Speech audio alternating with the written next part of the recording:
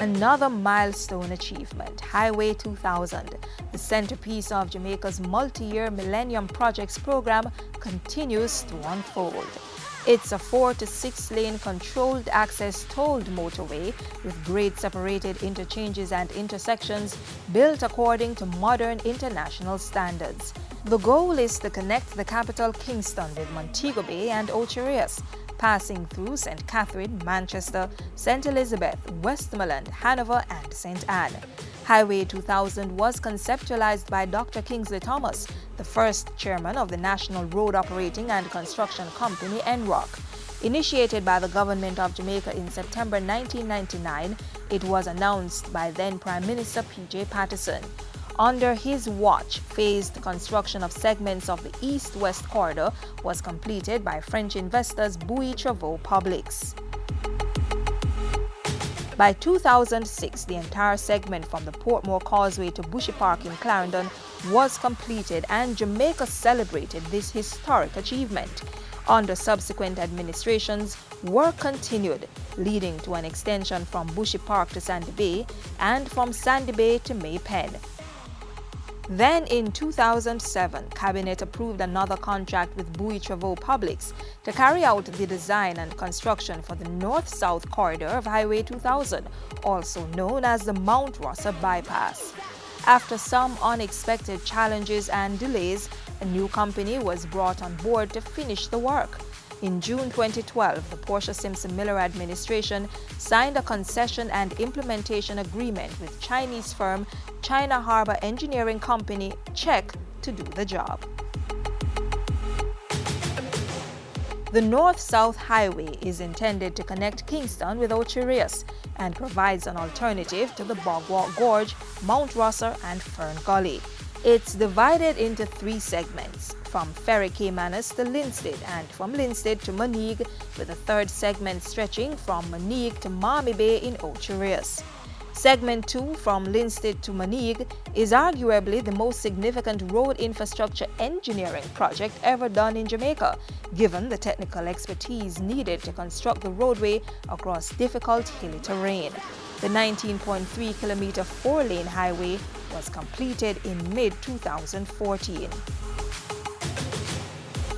Ladies and gentlemen, I'm delighted today to declare Section 2 of the North-South Highway open as an Emancipendence 2014 gift to the people of Jamaica.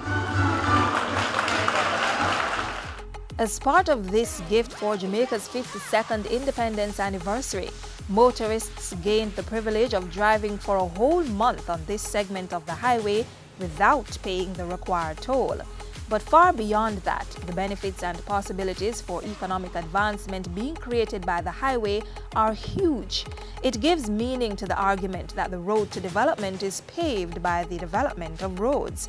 This one coming as a private investment of over $720 million represents a strategic policy direction of private sector-led growth, even for public infrastructure. We're well on our way to our national economic goal on the road to growth and development. There can be no turning back. The completion of this section of the toll road has immediate benefits in terms of the reduction of travel time between the north and south coast.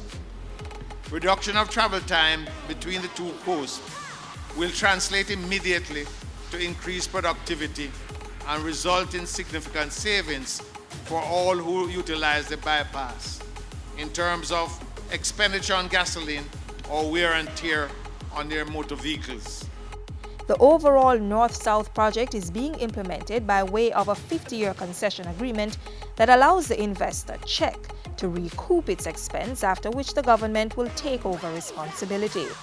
Today, we celebrate a long road to strengthen our economy and the heart of our longtime friends from China who have helped us to make it possible. The highway will open up new areas for housing, commercial and resort facilities and help to reduce rural to urban migration by encouraging persons to stay in their communities and work elsewhere. 1,200 acres of land adjacent to the highway has been allocated to China Harbor for further development.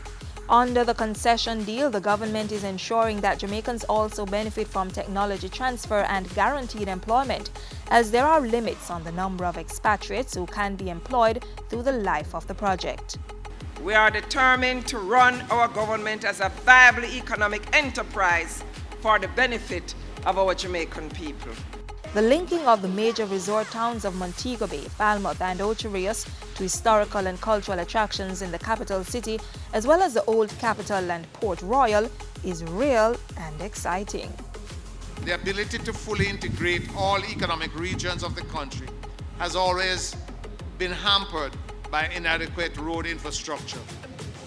The opening of this Mount Russell bypass, to be followed over the next 18 to 24 months with the completion of sections 1, ferry to Linstead, and section 3, Moneague to Ocho Rios, will present unprecedented opportunities for further investments by entrepreneurs.